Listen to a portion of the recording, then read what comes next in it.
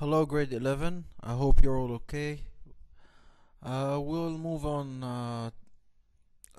Today's lesson is grammar. We'll do the clause. Clause is chapter 4. We've done chapter 3 for in the last quarter, the third quarter. So we'll be doing chapter 4, the clause, and just to give you a quick idea, clauses or phrases are similar. They're a group of related words, but phrases make sense or hold meaning,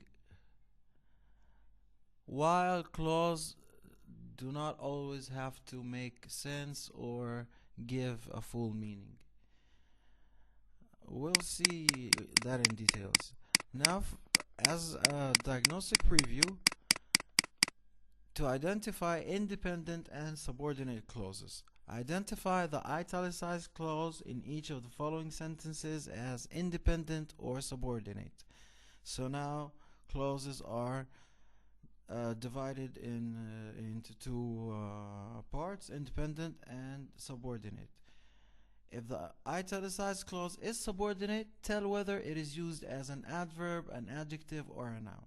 So if it is a subordinate clause, then it is even furthermore divided into three parts: the adverb, the adjective, or the noun. Now, our example: Miguel and Betty, who are visiting us over the Labor Day weekend, have returned to their home in Rhode Island. That's a subordinate clause and classified as adjective. Other statements that we'll be facing are like, whenever George practices the clarinet, his neighbors Beagles, Banjo, and Randolph howl. Advertisements encourage people to want products, and many people cannot distinguish between their passing wants and their essential needs. Now you can see the clause is written in a different format, so like a different handwriting, so to make it easier for you. But I expect you, of course, to differentiate between the different kinds of clauses, and if it's a subordinate clause, you need to tell me if it is an adverb, an adjective, or a noun. Number 3, in Miss Weinberg's science class, we learned that chalk is made up of mostly calcium carbonate. See, the clause is here that chalk is made up of mostly calcium carbonate. Liliuokalani, who was the last queen of Hawaii, wrote Aloha Oe. She was an accomplished songwriter. Okay. Does each of you know how you can protect yourself if a tornado strikes our area? Now, statement number 6. If there's a tornado warnings, go quickly to the lowest level in your house, cover your head with your hands, and lie flat or crouch low until the danger is past. Very well. Number 7. The American Indians who inhabited the area of Connecticut around the Naugatuck River were called the Pequots.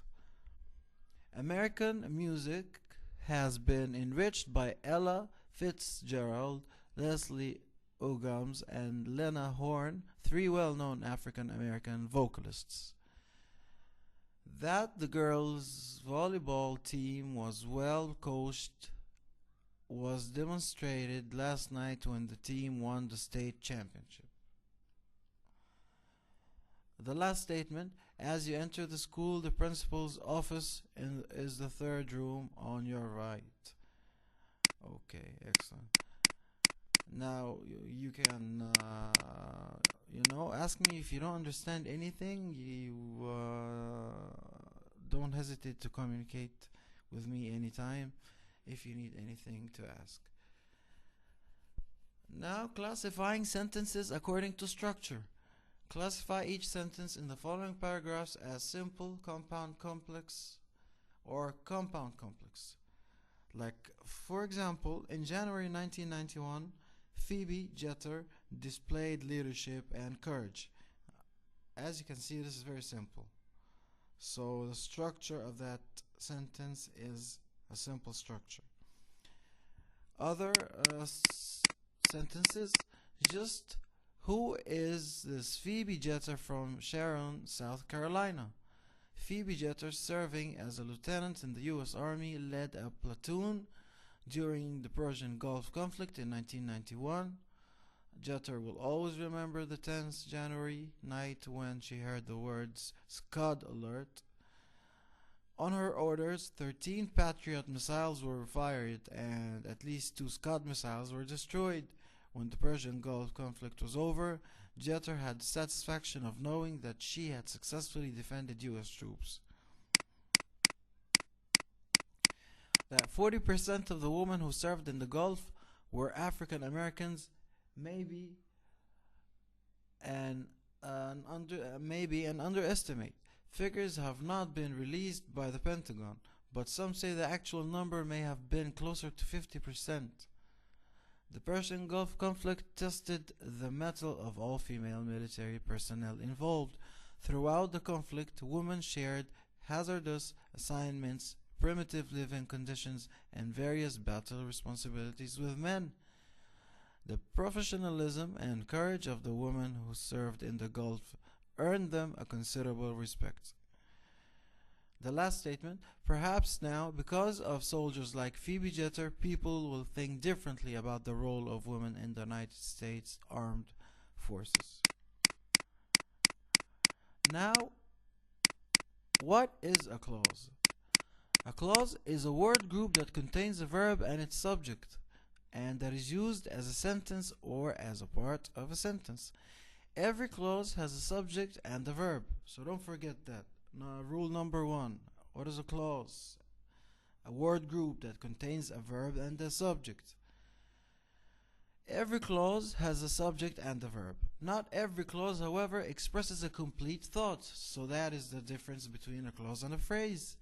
A clause that expresses a complete thought is called an independent clause. A clause that does not express a complete thought is called a subordinate clause. Now let's see the first sentence. Lichens are plants that are composed of fungi and algae. So an independent clause, are lichens are plants. So that's a complete thought. It's a full meaning. So that's why it's an independent clause. When it has a full meaning or expresses a complete thought, that is an independent clause, like in this case, lichens are plants. Now, a subordinate clause, that are composed of fungi and algae. If that is used alone, you might never, figure out what the hell that means. So that's when you realize the difference between independent clause and subordinate clause. Now, the independent clause. An independent or main clause expresses a complete thought and can stand by itself as a sentence.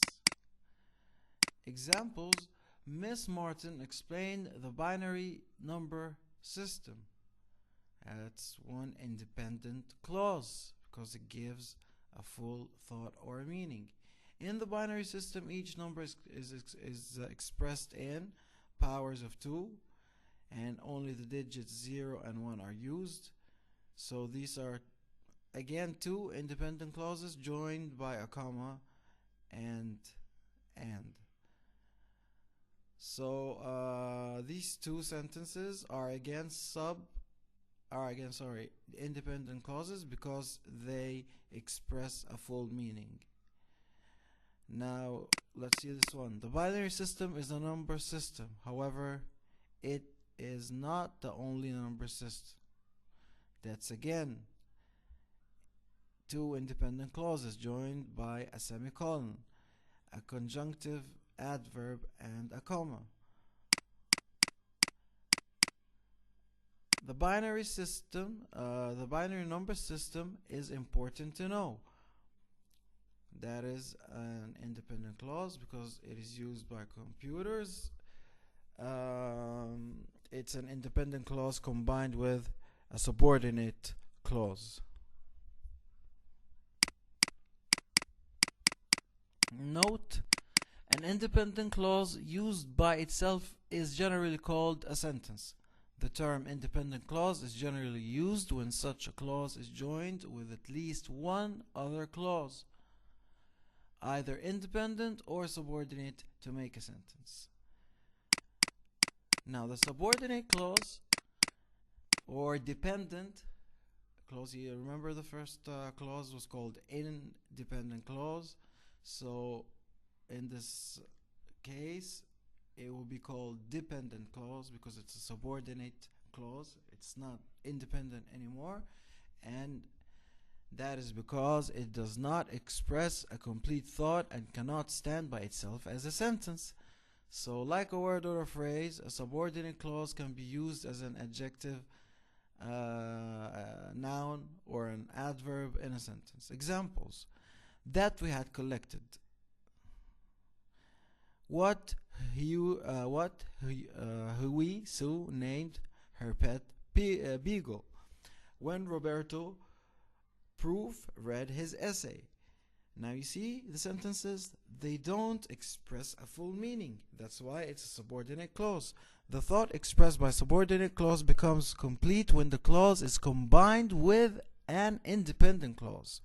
So only in this case you will figure out the full meaning of the sentence. Example: Mr. Platero took the aluminum cans that we had collected to the recycling center. See, that's an adjective clause. And do you know what Hui Sue named her pet beagle? That's a noun clause. And when Roberto proofread his essay, he found several typographical errors, and that's an adverb clause. Now see, now they are joined together, so you will get the full meaning. Now exercise 1, identifying an independent and subordinate clause. I will show you the first example, and I expect that you do the rest of the statements on your own. And of course, I'm always here for you if you need anything to ask. Never ever hesitate. Well, the photographs on this page and the next page show how eggs are processed in a large processing plant. That's a subordinate clause, of course. Now, other statements. Large plants like the one in the photographs are where most eggs are processed today. After an egg is laid, it gently rolls along the slanted floor of the cage to a narrow conveyor belt. These narrow conveyor belts converge into one wide belt that runs directly into the processing plant. Statement 4. As soon as the eggs reach the processing plant, they are automatically sprayed with detergent and water. Statement 5. The eggs then pass through a specially lit inspection area where defective eggs can be detected and removed. Statement 6. After the eggs are weighed, they are separated by weight into groups. Statement 7. Each group of eggs goes onto a separate conveyor belt, which leads to a fork-like lifting device. And statement 8. This device lifts 6 eggs at a time, while the empty egg cartons wait 2 feet below it. Statement 9. The eggs are gently lowered into the cartons, which are then shipped to grocery stores and supermarkets. The last statement we have, what is truly amazing is that no human hands touch the eggs during the entire process. Oh, very well. I think we'll stop here, and next lesson we'll move on with, from the adjective clause.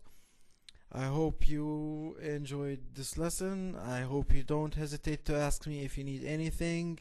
And above all, I demand that you stay safe. Thank you all very much. Take care. Bye bye.